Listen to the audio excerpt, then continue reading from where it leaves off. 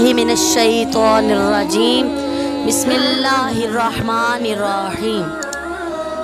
अस्सलामु अलैकुम रहमतुल्लाहि व बरकातुहू। मेरी प्यारी इस्लामी बहनों, आज हम जिस मौजू पे बात करेंगे वो है तकबीरात की कसरत। अल्लाहु अकबर, अल्लाहु अकबर, अल्लाहु अकबर कबीरा वल्हम्दुलिल्लाहि कसीरा वसब्बिहू बुकरतन व असीला व सुब्हानल्लाहि बुकरतन व असीला। तकबीरात की कसरत करें। और ये जो दुआ थी हज़रत इब्राहीम अलैहिस्सलाम की, इसकी भी जो है कसरत से पढ़े। रब्बना तकब्बल मिन्ना इन्नका अंतस समीउल अलीम। ऐ हमारे परवरदिगार, तू हमसे कबूल फरमा, तू ही सुनने वाला और जानने वाला है। और ये जो भी इन दिनों में ईद के दूसरे रोज़ में ज़्यादा से ज़्यादा तकबीरात कहेगा, और इसको ज़्यादा नहीं, ये वाजिब है। तकबीर तशरीक के फ़ायदे क्या हैं?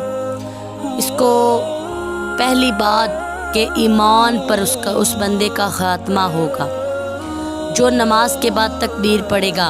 बाज़ लोग एक दफ़ा पढ़ते हैं, बाज़ लोग 2 दफ़ा 3 दफ़ा पढ़ते हैं। जज़ाकल्लाह। और क्या होगा कि उस बंदे को दिल का नूर अता होगा। और जब बेबसी का आलम होगा, जब निज़ा का वक़्त करीब होगा, उस बंदे की जो है बसारत, कशफ, वलायत, दिल का नूर अता होगा नस्ल दर नस्ल, और वो शिर्क से बच जाएगा। अपने रब से मांगे ईद के दिन। कब तक? 9 ज़िलहज्जा की फजर से लेके असर तक, 13 तारीख की असर तक इसको पढ़े, और इससे बरकत होगी। इसके घर में रिज़्क़ की बरकत, नस्ल की बरकत, और जिस्म पर तमाम तर वार जो हैं वो ख़त्म हो जाएंगी। सुबहान अल्लाह, कितना प्यारा अमल है।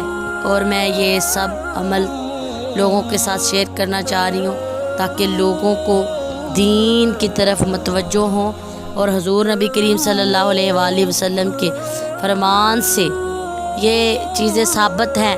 अल्लाह ताला आपको और हमें सदका जारिया करने की तौफ़ीक़ अता फ़रमाए। आमीन या रब्बल आलमीन। हमारे चैनल को सब्सक्राइब करें और वीडियो को ज़्यादा से ज़्यादा शेयर करें ताकि आपके लिए भी और हमारे लिए भी सदका जारिया हो जाए। आमीन या रब्बल आलमीन।